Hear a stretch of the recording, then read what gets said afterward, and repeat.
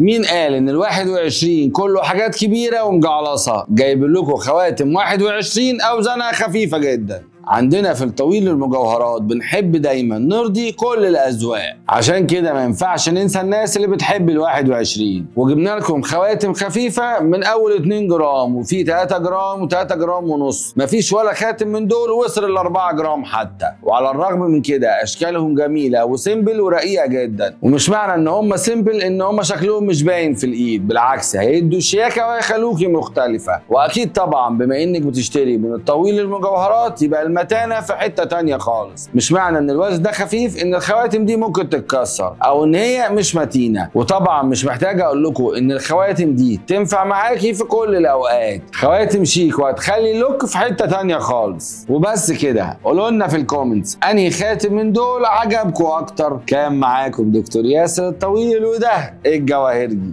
سلام.